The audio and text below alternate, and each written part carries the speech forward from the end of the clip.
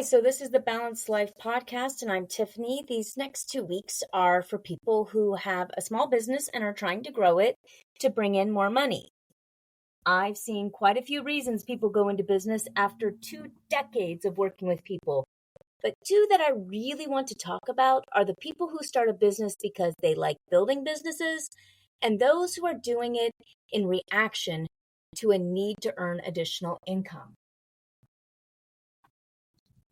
So, if you've wondered if it makes sense or not to spend money when you're trying to earn, these next 2 weeks are for you. Make sure you subscribe so you never miss a podcast, and check the balancedlife.com podcast page to see archives of all of our shows and resources. Despite the rise of digital marketing and low-cost tools, there are times when investing in your business remains crucial for growth. Throughout these 2 podcasts, we'll look at examples where it's better to spend money and begin to look at examples of where you don't need to spend money to get good results.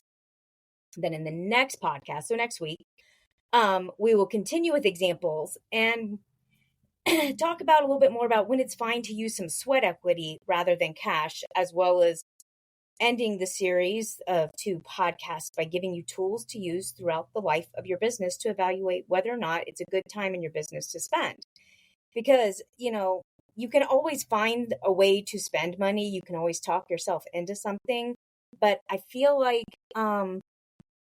sometimes you just need to have kind of a way to check yourself. Because when we get stressed out, we can sometimes feel like if I just spend some money, I'll fix the problem. But that's not always the case. And sometimes spending money isn't the best option. But like we're going to see today, sometimes it is the best option. So the first place it is typically best to spend money and not try to go on the cheap would be infrastructure.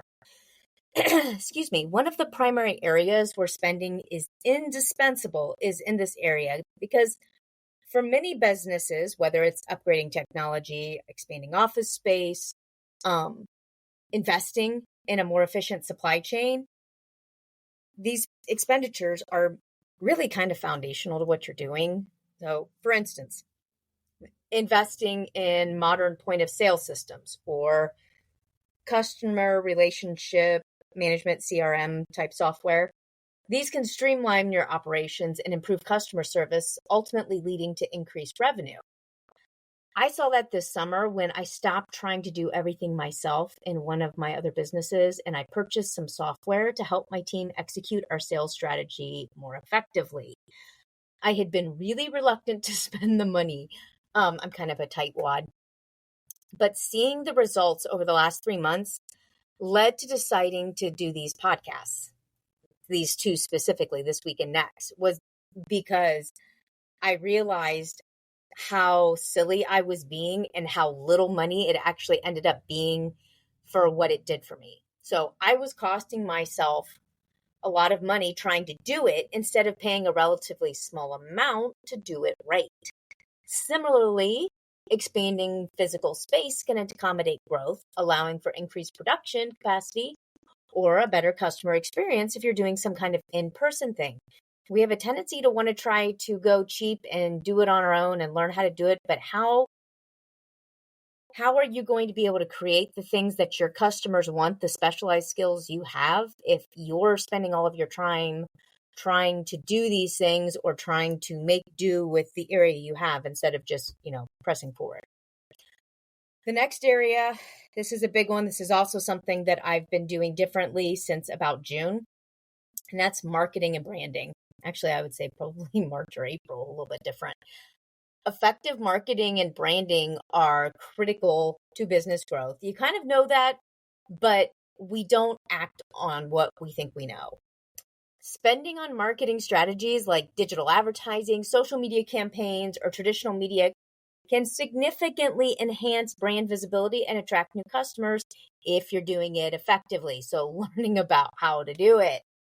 High quality marketing materials and professional branding efforts build credibility and differentiate your business from competitors. It's no longer cute and quaint to kind of have that homey kind of feel. People expect a certain polish.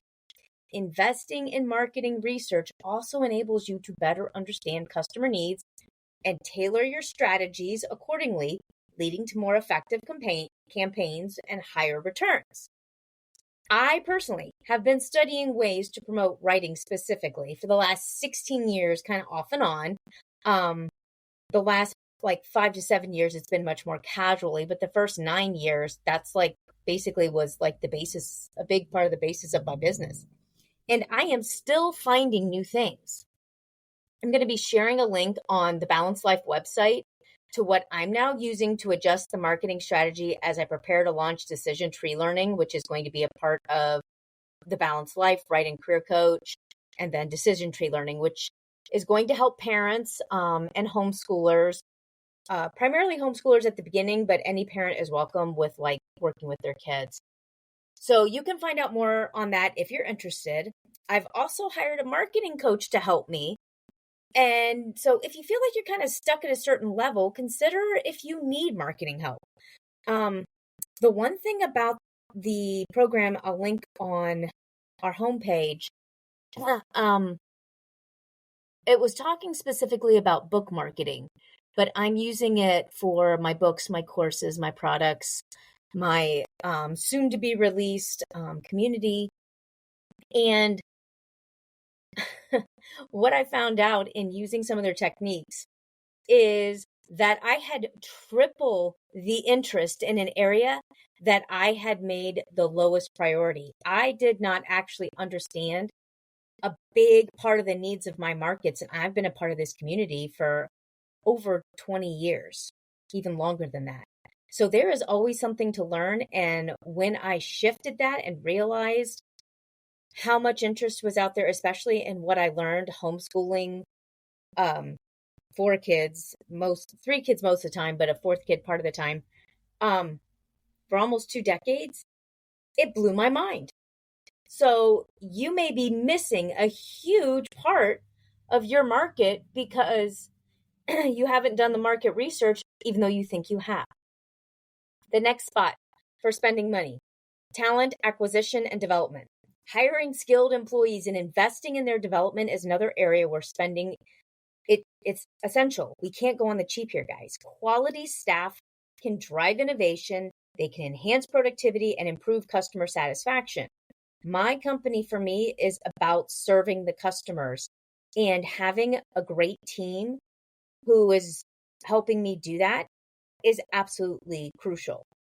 Regular viewers to my YouTube channel, like The Balanced Life and Writing Career Coach, know that I have talked about this a ton. I read a book called Who Not How around the beginning of the year. I read it, and as soon as I ended it, I started the book all over again, like literally last page, flip to the first page. The right team is critical to growth. Actually, you can find Who Not How on the Balanced Life website because I don't remember who the author is, but there's a link there that you can click to. The right team is critical to growth, and getting the right team doesn't happen when you try to pay people the lowest possible wage. I have on multiple occasions, and if you were able to talk directly to my team, you would find this to be the case, offered 10% or more over what the candidate's salary requirements were, and I schedule a regular pay raise based on the person's results and positive impact on the company, typically around a 90-day to 6-month mark. I don't wait a full year. If somebody is really bringing value to my company after I got past that initial like training phase where we're all learning each other and the honeymoon is over, then I want to make sure that they are happy and they're staying with me. I make a positive environment. I have clear expectations. I communicate to the best of my ability, and I'm continually checking to make sure I'm communicating well. I'm providing learning opportunities for them so that they can do their job for me the best they can without confusion. And I am paying better than minimum. That is because I recognize the value of my team. And over the years, I have seen the incredible cost of not having the right people in place. Training programs, competitive salaries, and benefits packages attract top talent and ensure that your team remains motivated and engaged. In competitive markets, having highly skilled workforce can provide a significant edge, driving growth and enabling your business to tackle new challenges. Now, listen, if you don't have a big business or you don't have a business with a staff, the same goes for your landscaper or the person who mows your lawn or the Instacart person or the babysitter, who anybody who is helping you in your life. Don't try to find the cheapest and easiest. Try to be the kind of person that shows genuine appreciation by the way you interact, by the way you pay, and by what you do. And I'm speaking as someone who, for most of my life, finances were a significant issue because we had a lot of medical issues in our family, some pretty severe ones. We had, the Great Recession impacted us. We had kids. We were homeschooling. We were developing businesses. I'm not saying it's always easy. I'm saying it's worth it, and it comes back huge. Sometimes as quickly as in a couple weeks. So the next place you should be investing business dollars is in product development and innovation. To stay relevant and competitive, businesses must continually innovate. Investing in research and development, R&D, allows you to create new products and improve existing ones. This investment can lead to differentiation in the market and open up new revenue streams. That's what's happened with me this week. I was doing some research on a specific area, some things I wanted to provide for the decision tree learning, the homeschooling group that I'm developing specifically, and maybe some of you guys will relate to this. I want to create low-cost products for parents, but I want to create like a membership thing where every month, as part of being a member, they get a free product that helps them with homeschooling, but where I can also answer questions and I can kind of interact with people in a way that, because I invite multiple people to be a part, it's not overly expensive for any one person. This isn't one-on-one coaching. It's kind of like a group environment, but a small group. So as I'm researching it, I'm starting to see all these different softwares and programs and things stack up, and it's getting really convoluted, and I need to get this thing done and this thing done. And I'm getting ready to release a book and some planners and some student guides and all these products all at the same time. It's kind of clashing together. But then I found this one product that answered almost all of the things that I was trying to do, and absolutely all of the new ones I was trying to do, and even offered me another option that I was like, whoa, I hadn't even thought of that. I'll tell you more about it later if you're interested. If you are part of like the homeschooling community and you want to know more about this, if you go to thebalancedlife.com and click the other websites tab, there's a place to sign up to find out about what's happening with decision tree learning. So I'm not always the most tech savvy person either. So this isn't really something that's always easy for me. So when I find stuff, I also invest in the people who are, and that doesn't necessarily mean like some computer programmer. I'm talking about somebody that's like in their early 20s and who grew up with the technology, kind of like it used to be, give your grandkid your cell phone. I'm not that old. I'm in my 40s. Because they're comfortable with it. It's the same thing. These things are a little bit easier for people who are younger. I like to focus on creating excellent content and sharing what I've learned. They can handle the technical aspect. They help me with product development and innovation by sifting through ideas and bringing the best to me for my business, along with like rationale. This is why this is better than something else. And I value that. So, when to spend. Timing is crucial when it comes to spending money to grow your business. So here are some scenarios where spending is particularly advantageous. Market expansion, when entering new markets or geographic regions, investing in local market research, regulatory compliance, targeted marketing can facilitate a smoother entry and quicker returns. That regulatory compliance, a big thing. For example, in the city of Toledo, Ohio, where I was starting to invest in real estate a couple years ago, there is something called the lead laws, which means you have to prove that the house is lead compliant, lead-based paint, all those kind of things. It's not a simple process at all. And it costs hundreds of dollars. And people coming into the area, or people doing like sandwich lease options, which is also considered a rental, doing all these things, don't even know that they're going to be out of compliance, have fines, and maybe have their rental property closed by the city. So if you don't know regulatory compliance, it can be a big issue. Another thing, timing, scaling operations. As your business grows, scaling operations may require some substantial investments in equipment, technology, human resources. This upfront investment can yield long-term benefits by enhancing efficiency and capacity. For a really practical example, a program like Canva or Loom on the paid side allows collaboration with teams, but charges per user over a certain number. But when broken down by the hour, the collaboration of the teams and the increased efficiency in these programs, that they're worth way more than their monthly costs per user. This is one of the things that I've been doing. I was trying to, let people use their free version of this, and then they would send it to me and I would download it because I have a paid version. I mean, like people on my team. I wasn't like breaking Canva's rules. They were invited to my team, but I was like, forget it. I'm just going to pay for these people to have a full everything so they can collaborate with each other. I don't need to have everything sent to me. As long as it's being used to scale and only purchased for those who need the access, you're not wasting dollars, you're saving money.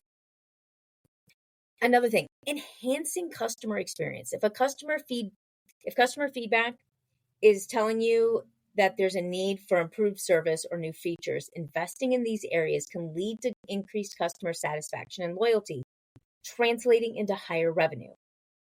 Furthermore, if you anticipate the potential need and recognize that your employees are your first customers, and so keeping staff levels sufficient to complete tasks will translate to a more positive customer experience with happy employees, making your brand look good. When working with customers, I try very much to underpromise and overdeliver. I also try to hear what they want and how my business can meet needs.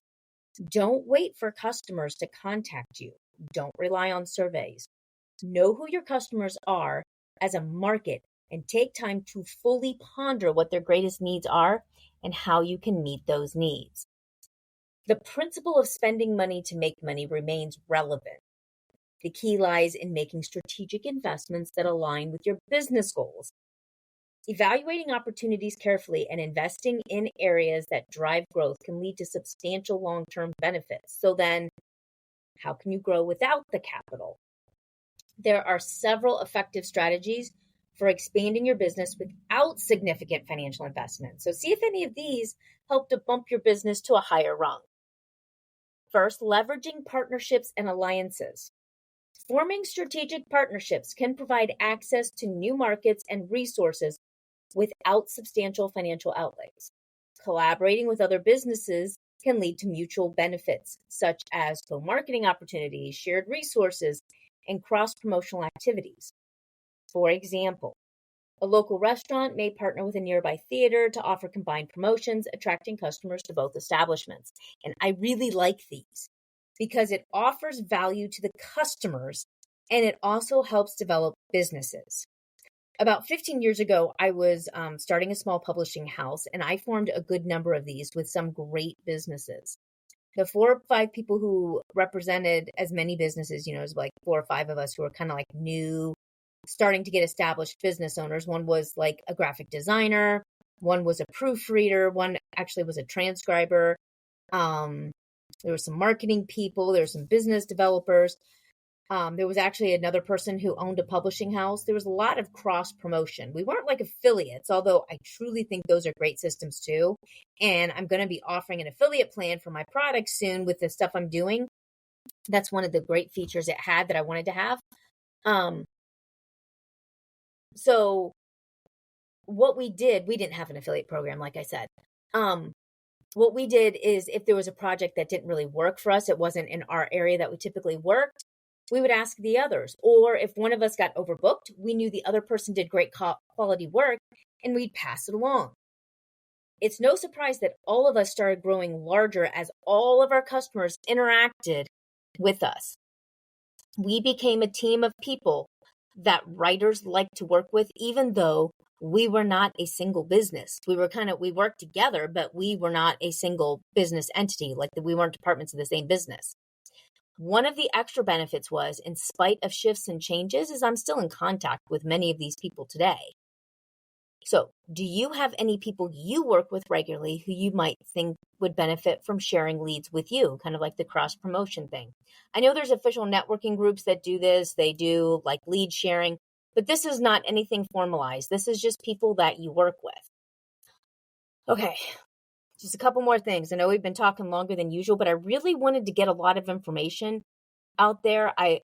I'm trying to see which length of podcast is appealing to people most. I've tried some shorter ones. I'm trying some longer ones. I'd love to have your feedback. So let's hit the end. Let me look at my notes real quick. Okay. Another money saving strategy is maximizing existing resources. Before investing in new assets, evaluate how effectively you're utilizing your current resources. Streamlining operations, improving internal processes, and enhancing productivity can often lead to significant gains without additional spending. So conduct a thorough audit of your operations. This sounds like way fancier, but I'm trying to use the business terms. You want to identify areas where efficiencies can be improved, such as reducing waste or optimizing workflows. I'm continually doing this with my primary assistant.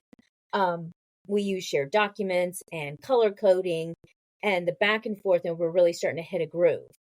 You may even have the happy luck of finding certain systems you no longer need that you can redirect resources from to other growth areas. I had that happen when I found a new system that incorporated other things I was already doing and paying individual softwares for. It did all of them together, plus some other things I needed done in a single place. So it didn't save me money, but it didn't cost near as much to shift over because I was able to drop some of the other systems that I was trying to puzzle piece together that weren't quite fitting. Okay, so I see what time it is. And I want to be true to the format of the show. I'm going a little bit long, but let's continue with this more next week, like I said, with things like improving customer retention, free and low-cost tools, and of course, social media. That'll be a part of next time. Then I'll also give some criteria on determining when you should spend money and when it's better to wait. Take time to apply some of these things that we've talked about this week, or at the very least, see if they can be a part of your plan. I will see you next week with the conclusion of part 2. In the meantime, allow yourself time to learn and don't demand perfection. We all fail sometimes. Just try to fail forward. I'll see you then. Bye.